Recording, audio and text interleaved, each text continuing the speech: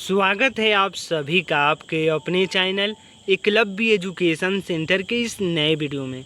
दोस्तों, आज के इस वीडियो में हम यह जानने का प्रयास करेंगे कि भिंडी की फसल में शैम्पू और देसी दारू के प्रयोग करने से हमें क्या क्या लाभ प्राप्त हो सकते हैं, और इसके साथ यह भी जानने का प्रयास करेंगे कि आखिर भिंडी की फसल में शैम्पू और देसी दारू का प्रयोग हम कैसे कर सकते हैं।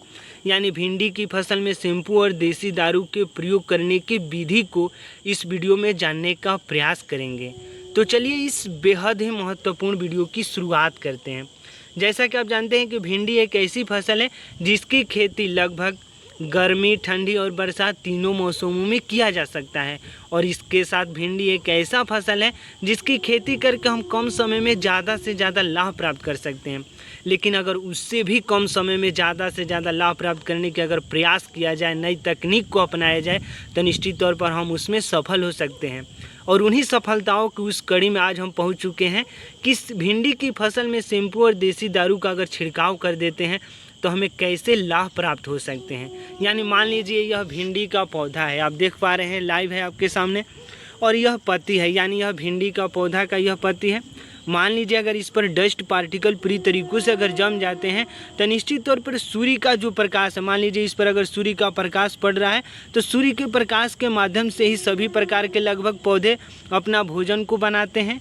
अगर इस पर डस्ट पार्टिकल जम जाते हैं तो निश्चित तौर पर सूर्य से जितने भी प्रकाश के रूप में ऊर्जा मिल रही है उस पूरी ऊर्जा को यह फूड में तब्दील नहीं कर पाएगा, क्योंकि यह सभी प्रकार के, जैसे मान लीजिए अगर डस्ट पार्टिकल जम जाते हैं तो पूरी तरीक़ों से इस पर सूर्य का प्रकाश नहीं पड़ेगा, और सूर्य का प्रकाश ही नहीं अगर अच्छे तरीक़ों से पड़ेगा तो निश्चित तौर पर यह अपने भोजन को अच्छे तरीक़ों से नहीं प्राप्त कर सकता है।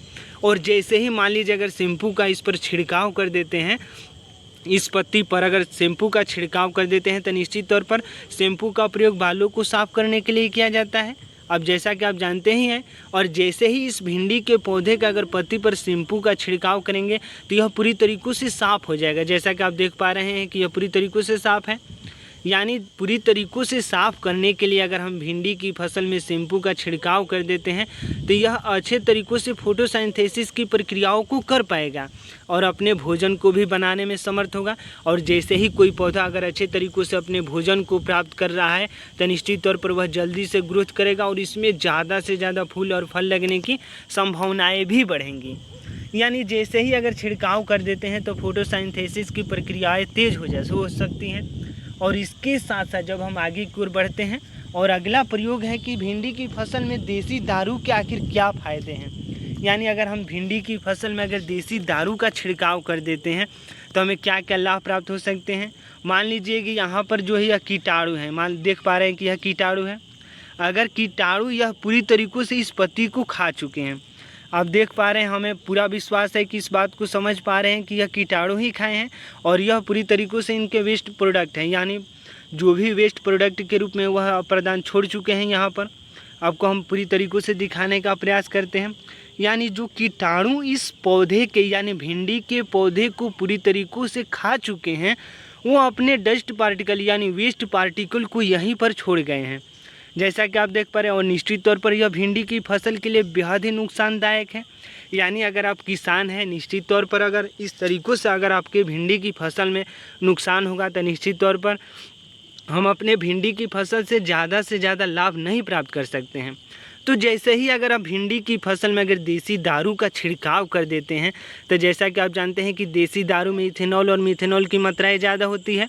और जैसे ही अगर देसी दारू का छिड़काव करेंगे शैम्पू के साथ मिलाकर, या अलग से भी कर सकते हैं, लेकिन अगर शैम्पू के साथ करेंगे तो निश्चित तौर पर एक पत्तियों को पूरी तरीक़ों से क्लीन करने में भी कामयाब हो सकते हैं। और इसके साथ साथ जो यह कीटाणु वेस्ट प्रोडक्ट छोड़ गए हैं, इन कीटाणुओं को भी हम ख़त्म करने में कामयाब हो सकते हैं। यानी जो यह पत्तियों को पूरी तरीक़ों से यह खा चुके हैं जो कीटाणु, उन कीटाणुओं को हम समय रहते मार सकते हैं। यानी अगर समय रहते अच्छे तरीक़ों से अगर कीटनाशक दवाओं का छिड़काव कर देते हैं तो हमें कीटनाशक दवाओं को छिड़काव करने में ज़्यादा पैसा खर्च करना पड़ेगा।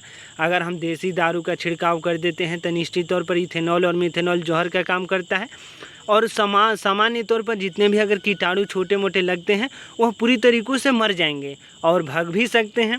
तो इस तरीक़ों से अगर हमारा भिंडी का पौधा अगर कीटाणु रहित रहेगा, यानी अगर कीटाणुओं से मुक्त रहेगा, जितने भी जो कीटनाशक है वो कीट है उनसे अगर मुक्त रहेगा, तो निश्चित तौर पर जो हमारा भिंडी का पौधा है अच्छे तरीक़ों से ग्रोथ करेगा और उसमें ज़्यादा से ज़्यादा फूल और फल लगने की संभावनाएँ भी बढ़ेंगी। यानी हम कीटाणुओं को मारने में भी कामयाब हो सकते हैं देसी दारू का प्रयोग करके, और इसके साथ साथ शैम्पू का प्रयोग करके हम अपने भिंडी की पौधे में फोटोसिंथेसिस की प्रक्रियाओं को पूरी तरीक़ों से तेज़ कर सकते हैं। अगर इन तमाम प्रयोगों को करते हैं अपने भिंडी की फसल में, तो हमें पूरा भरोसा है कि आप अपने भिंडी की फसल से ज़्यादा लाभ प्राप्त कर सकते हैं। और किसान यही सोचते हैं कि हम कम समय में ज़्यादा से ज़्यादा लाभ कैसे प्राप्त करें। जैसा कि आप देख पा रहे हैं कि यह भिंडी का जो पौधा है यह पत्तियों को पूरी तरीक़ों से कीटाणु जो है कट कर चुके हैं, और यही वजह है कि इसका पौधा का जो पत्ती है सूख चुका है।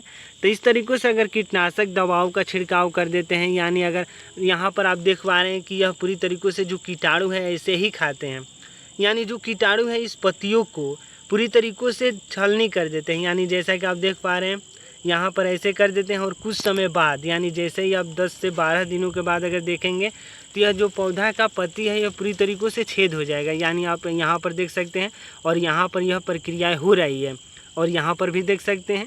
यानी यही वजह है कि हम शैम्पू और देसी दारू का छिड़काव कर देते हैं, तो निश्चित तौर पर इन समस्याओं से हम मुक्ति प्राप्त कर सकते हैं। तो आज की इस बेहद ही महत्वपूर्ण वीडियो में समझें कि भिंडी की फसल में शैम्पू और देसी दारू के प्रयोग करने से हमें क्या क्या लाभ प्राप्त हो सकते हैं। यानी लाइव हम आपको दिखा चुके हैं, और हमें पूरा भरोसा है कि इस वीडियो को देखकर आप अच्छे तरीक़ों से समझ चुके हैं कि भिंडी की फसल में आखिर शैम्पू और देसी दारू के प्रयोग करने से हमें क्या क्या लाभ प्राप्त हो सकते हैं। लेकिन अब आइए समझते हैं कि भिंडी की फसल में शैम्पू और देसी दारू का प्रयोग हम कैसे कर सकते हैं। यानी भिंडी की फसल में हम शैम्पू और देसी दारू का प्रयोग 2 माध्यमों से कर सकते हैं। एक तो माध्यम है कि छिड़काव के माध्यम से हम शैम्पू और देसी दारू का प्रयोग कर सकते हैं, और दूसरा माध्यम यह भी है कि अपने भिंडी की फसल में हम सिंचाई के दौरान भी कर सकते हैं।